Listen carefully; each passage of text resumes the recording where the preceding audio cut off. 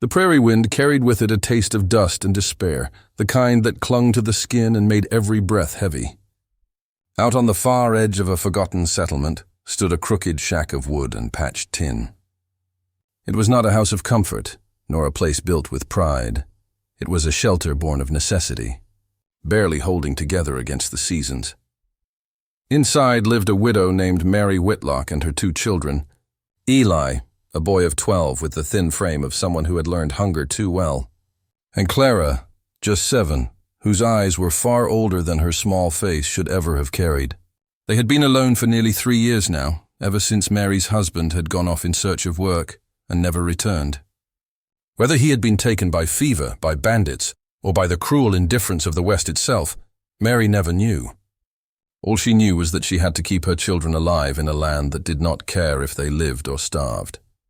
Their days were filled with the grind of survival. Eli chopped wood with hands blistered and raw, while Clara fetched water from the creek nearly a mile away. Mary sewed torn clothes by candlelight and patched boots with thread too thin to last another season. Food was scarce, cornmeal stretched with water, sometimes a rabbit if Eli's snare caught one, and on most days, nothing more than broth with barely a taste of meat. Yet even in their misery, there was a bond, fragile but real, that kept them standing against the emptiness. It was on one such evening, as the last light of day bled red across the horizon, that the sound came. A dragging, a stagger, the crunch of boots unsteady on dry dirt. Mary heard it first while pouring the last of their broth into 3 chipped bowls. Her heart clenched. No sound in the frontier came without danger. She motioned for Eli to grab the small hunting knife, and for Clara to stay behind her skirt. Then came the knock. A slow, uneven pounding on the door, followed by silence, as if the one outside was holding his breath, or had none left to hold. Mary hesitated. Out here, mercy could mean death, but so could ignoring the cry of a soul on the edge. With a cautious hand, she unlatched the door. There, slumped against the frame, was a man. His hat hung loose, torn at the brim, his coat darkened with dried blood. His face, once chiseled with the pride of wealth or power, was now pale as ash, lips cracked, eyes half-lidded. In one trembling hand, he held nothing but the weight of himself. He fell forward before a word could leave his mouth. Eli gasped. Clara whimpered. Mary's breath caught in her throat. For a moment she thought of letting him die there, letting the earth swallow him as it had swallowed so many. But something in his face, something hidden behind the ruin of his condition, pulled at her resolve. She knelt beside him. His pulse was weak but steady. The man was not gone yet. "Bring me water, Eli," she ordered, her voice low, urgent. "And Clara, tear some cloth. We'll need to stop this bleeding." The children obeyed without question. They had learned to trust their mother's judgment in everything. Dragging the stranger inside took all of Mary's strength, his body heavy with both muscle and suffering. She laid him on the ragged cot in the corner, where her late husband had once slept.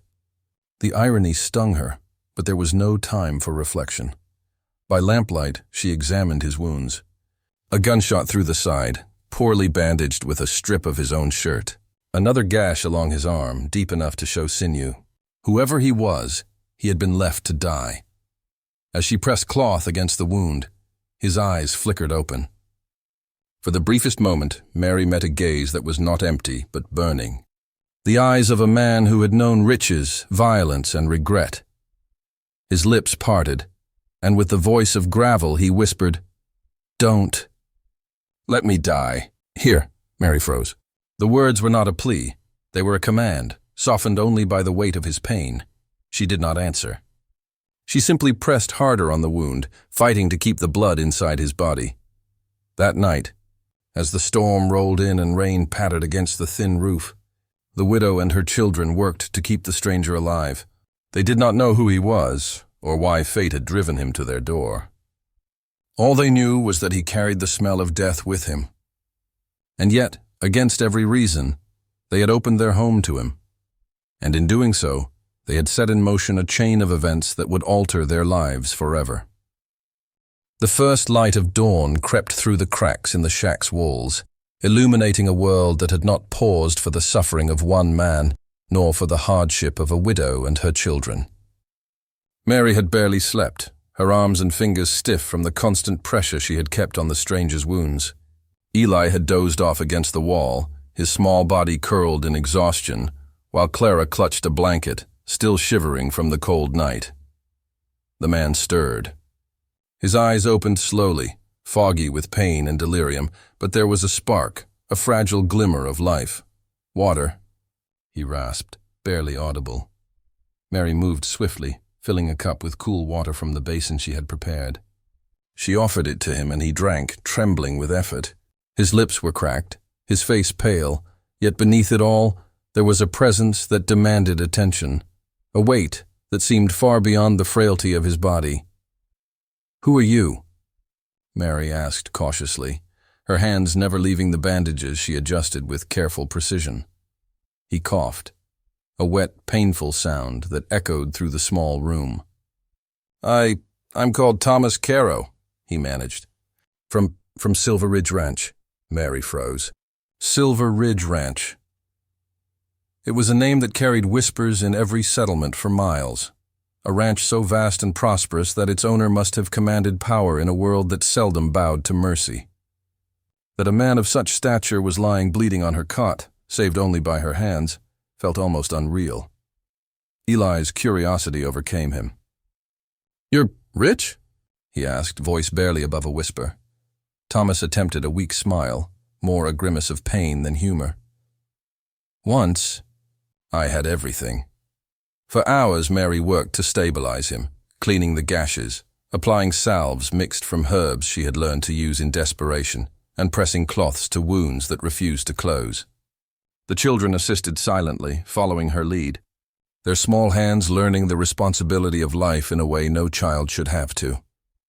As the day wore on, Thomas began to talk in fits and fragments about the journey that had led him here, a robbery gone wrong, betrayal by men he had once trusted, a fight over land that had turned bloodier than he could have imagined. Each word was coated in pain, yet also in a strange humility. He was a man stripped of his power, forced into vulnerability in a way he had never known. Mary listened, her heart guarded but empathetic. She knew what it was to lose everything, even if her losses were of a different nature. She did not offer him pity. Pity was worthless, but she offered what she could: care, shelter, and the promise of survival. By nightfall, Thomas could sit up, leaning heavily against the wall. Eli had fetched blankets and water, and Clara had brought food, simple bread and cheese, yet it felt like a feast to him. He ate quietly, observing the children with a mixture of curiosity and shame. He had never known simplicity like this, never a home where survival was a shared, humble struggle rather than a command to dominate or conquer. Over the next days, the shack became a place of routine. Thomas remained weak, yet his presence began to stir something in the children. Eli, cautious but intrigued, asked questions about the world beyond their valley, about horses and ranches and life in the wide open West. Clara, shy but bold in her own way, would sometimes brush his hair from his forehead. Her small hands gentle where the world had been harsh, and Mary, ever watchful, began to see glimpses of a man who could be more than the bloodied figure he had arrived as. His voice, when he spoke, carried authority, but also a patience that seemed almost foreign to him. He was learning humility from the smallest of teachers, and the smallest of gestures, the children's trust, Mary's quiet resilience, was teaching him lessons wealth had never afforded. Yet not all was calm. The West did not forgive easily. Thomas's wounds were deep, but they were not his only scars. There were debts unpaid, grudges held by men who counted money and power above life itself. And though he had found safety within the fragile walls of a poor widow's home, the shadow of his past crept closer each day, like vultures circling a dying animal. One evening, as the sun dipped low and cast long shadows across the prairie, Thomas stood outside the shack gazing at the horizon. Eli approached him quietly. They going to find you?" the boy asked, voice small but steady. Thomas did not answer immediately. His hand brushed the brim of his hat, scarred fingers trembling. "They will, if I do not move carefully," he said finally. "And if they find me, it will not just be me in danger anymore." Mary joined them, placing a firm hand on his shoulder. Then you stay here. As long as you live, we survive together. But remember, you do not harm us. Our lives are fragile, and your past cannot break them." Thomas nodded, the weight of gratitude and guilt settling into his chest. For the first time in years, he felt the pull of responsibility, not as a master, not as a rich man, but as someone who had been given a second chance. A chance by hands smaller than his own, by hearts braver than he could imagine. As night fell and the prairie wind whispered outside, the shack no longer seemed just a shelter of necessity. It had become a crucible. Here bonds were being forged, not of wealth or power, but of trust, care, and a fragile hope that even in the merciless West, a man could be saved by the kindness of strangers.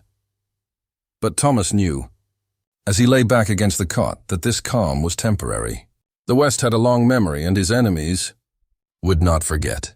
And when they came, the life of this poor widow and her children, fragile as it was, would hang in the balance. Weeks passed, and with each day, the shack that had once been merely a fragile refuge became a place of fragile harmony. Thomas's strength returned slowly, but the scars, both visible and hidden, remained.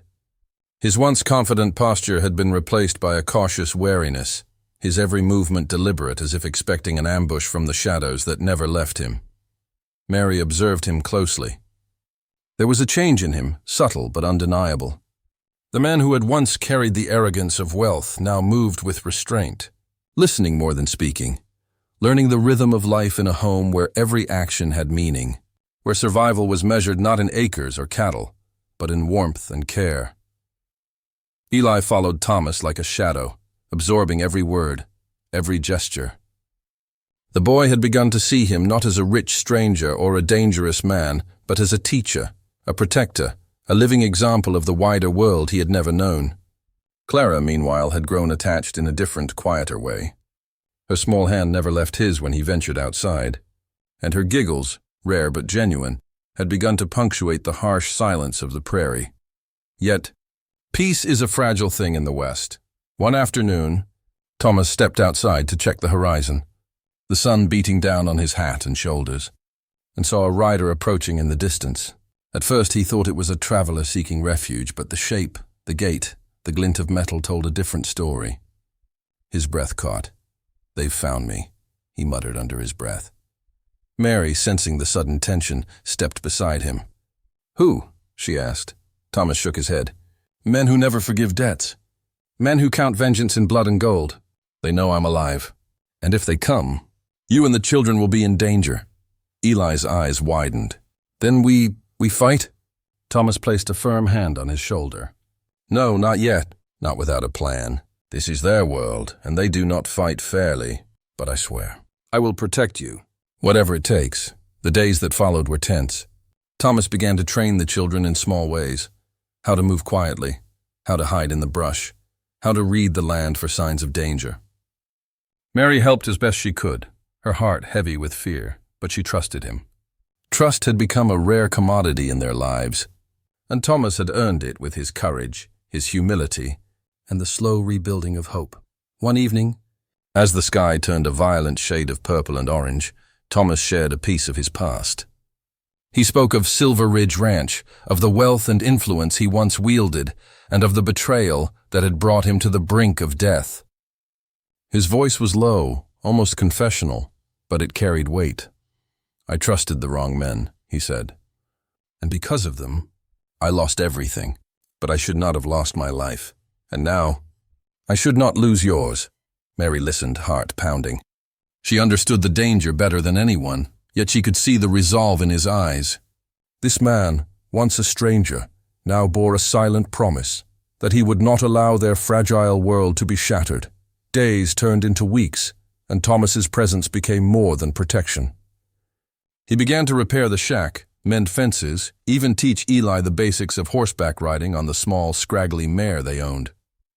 Clara began to speak his name without hesitation, and for the first time in years, Mary felt the possibility of a future, not just survival, but life. But the horizon always held its threats. One night, as the wind carried the sound of distant hooves, Thomas's face grew taut. He knew what was coming. Men who would stop at nothing, whose greed and anger were as wide as the prairie itself. And he knew that when they arrived, the small family who had saved him would be caught in the crossfire. "I promised I would protect them," he whispered to the empty night. "And I will, even if it cost me everything." The West, as always, was patient. It had waited for this moment, for the collision of past sins and present innocence, and when it finally came, there would be no mercy. Meanwhile, within the walls of the shack, life continued its quiet rhythm. Mary cooking simple meals, Eli and Clara playing in the dirt, and Thomas teaching them, protecting them, preparing them for a world that was far crueler than any storybooks could ever convey. But each evening, as the sun sank behind the horizon, he would stand outside, eyes scanning the distance, heart tense, knowing the shadows of his past were closing in. The calm before the storm had passed. The winds of vengeance were rising, and the life of this poor widow, her children, and the man they had saved hung delicately in the balance. The days of quiet were over. The horizon, once an expanse of freedom and possibility, now carried a weight of dread. Thomas had known it would come. The men who had left him for dead, the ones whose betrayal had cost him everything, were not men to forgive or forget. And now, their vengeance was heading straight for the fragile home of Mary Whitlock and her children. It began subtly. At first, there were footprints in the dust, far off, but deliberate, circling the perimeter of the shack. Then came the distant rumble of hooves, carried on the prairie wind. Thomas's eyes hardened. Every muscle in his body tensed as he realized the storm was upon them, and there would be no time for hesitation. Mary noticed the change immediately. The small domestic rhythms of the house, the boiling of water, the sweeping of floors, the quiet laughter of children, were replaced by vigilance, by preparation. She handed Thomas sharpened knives, checked the doors and windows, and moved the children to a hidden corner of the shack, a place he had taught them to fortify in case of attack. "They won't stop for anything," Thomas warned, voice low and steady, "and they will not care about you. Only I can keep them from harm." Eli, now older in courage if not in age, stepped forward. "Then we help, right? We can fight with you." Thomas shook his head, his gaze sharp. "No, you stay here. You survive. That is your fight." The sun fell behind the jagged hills, casting long shadows that stretched like claws across the prairie. And then they came. 5 men, gaunt and cruel, spurred forward on horses dusted with the red of the dry earth. They were familiar faces in Thomas's memory, men who had once called themselves friends, but whose loyalty had been bought with lies and treachery. They surrounded the shack, dismounting with silent efficiency. One of them, taller and broader than the rest, stepped forward.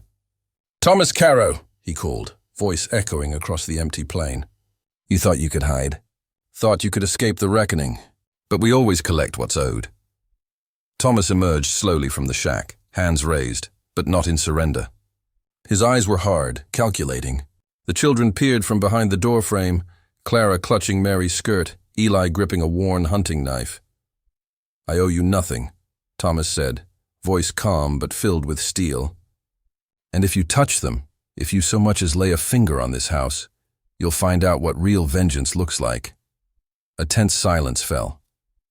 The wind whipped through the tall grass, carrying the distant cries of cattle, the lonely song of the prairie.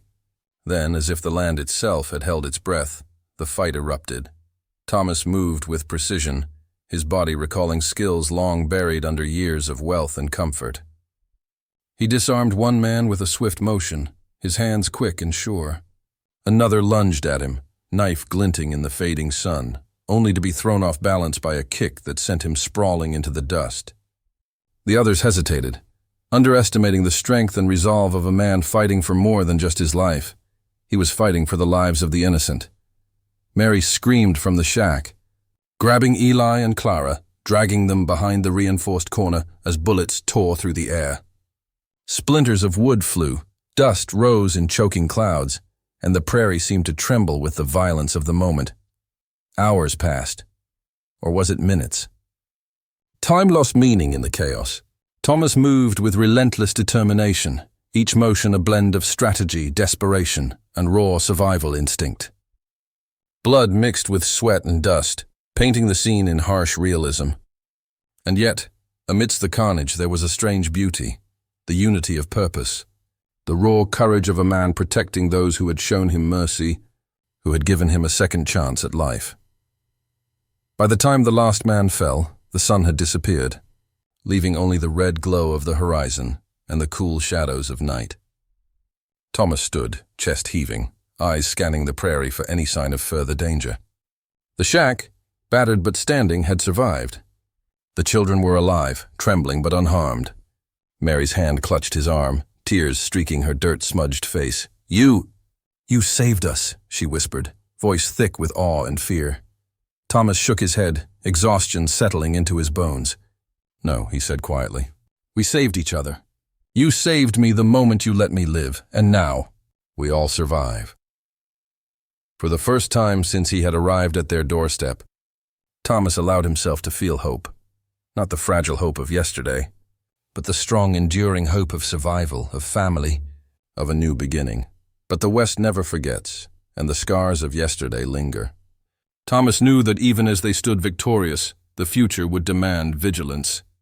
Yet in that moment, battered and bloody, they had glimpsed something rare in the merciless wilderness: safety, unity, and the promise that kindness, even in the harshest lands, could create a fortress stronger than any wall of stone or wealth. The night settled over the prairie, quiet now except for the distant cry of owls and the soft wind rustling through the grass. Within the shack, Mary held her children close, Thomas sitting nearby, his head resting against the wall. They had survived the storm together, and though tomorrow might bring new dangers, for now they were alive, and alive together. The dawn rose slowly over the prairie, casting a soft golden light across the battered shack. The night had been long, filled with fear, blood, and the raw taste of survival, but the first rays of sun brought with them something Thomas had not felt in years: a fragile sense of peace. Mary stirred, lifting her children from their makeshift beds. Eli rubbed his eyes, still pale from the fright of yesterday's attack, while Clara clung to her mother, her small body trembling but alive. Thomas sat nearby, his hands resting on his knees, staring at the horizon with a quiet intensity. He was no longer the man who had stumbled onto their doorstep, near death and stripped of everything. He had been reborn in the fire of their kindness, forged into someone stronger, humbler, yet more determined. "I can help you now," he said softly, his voice carrying both authority and warmth. "Not just survive, but live." Mary looked at him, tears glistening in her eyes. "You saved our lives. How can we ever repay you?" Thomas shook his head. "You do not repay, you live." That is enough. Days turned into weeks, and Thomas began to teach Mary, Eli, and Clara the ways of the land, not as a wealthy man dictating orders, but as a guide, a mentor, someone who had learned the hard lessons of life and wished to pass them on. He taught Eli to ride with confidence, to track the movements of animals, to understand the subtle signs of the prairie that could mean safety or danger. Clara learned to care for the small animals that wandered near their home, to plant and harvest small crops, and to find joy in small victories. Mary, ever the heart of the family, worked alongside Thomas, rebuilding the shack, reinforcing the fences, and learning to trust in his guidance. The three of them, mother, children, and stranger-turned-protector, began to create a home that was more than shelter. It was a place of warmth, hope, and new beginnings. One afternoon, as Thomas repaired the roof with careful precision, Eli approached him with a question that had been on his mind for weeks. "Mr. Caro, will we ever be safe? Really safe?"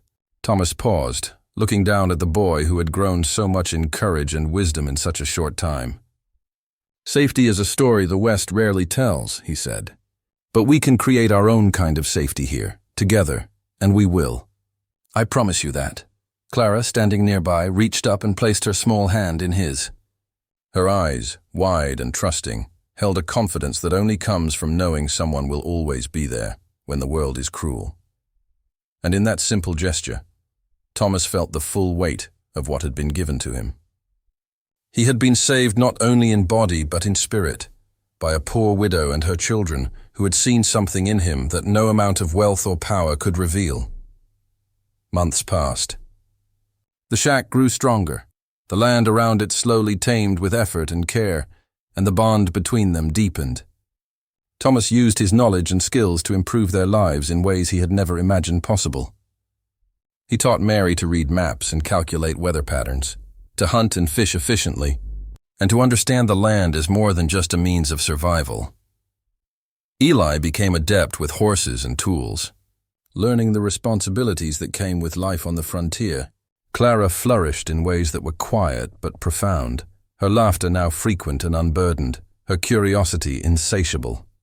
And Mary, once burdened with despair and loss, began to feel the stirrings of hope, of life beyond mere survival.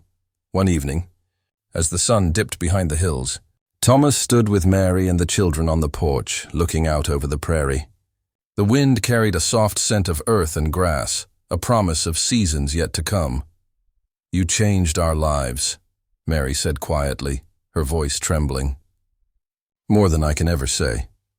Thomas shook his head, a small smile breaking across his face. "No, you changed mine. You gave me a reason to live again, to fight for something that matters. And now, we all have a future together." The prairie, vast and untamed, stretched endlessly before them, and in that expanse, filled with danger and uncertainty, they had carved a small haven, a place where life and love had triumphed over despair. Thomas Caro, once a dying rich cowboy, had found something he could not have bought with gold or power: a family, a purpose, and a home that would endure long after the winds of the West had swept across the land. As the stars began to glitter in the darkening sky, the family stood together, united by bonds forged in hardship, courage and compassion. And though the West would always remain a place of trials, they faced it not as solitary souls adrift, but as a family strengthened by the mercy, bravery, and love that had saved them all. In the quiet of the prairie night, with the firelight flickering across their faces, one truth remained clear: a single act of kindness, a single choice to save a life, had forever altered the course of many, and in the wild, unforgiving West that was more powerful than any wealth, any gun, any force of nature. And so, the poor widow and her children lived on, forever changed by the dying rich cowboy they had saved. And he in turn had been reborn by their courage and care, leaving a legacy that would endure far beyond the harsh horizon of the West.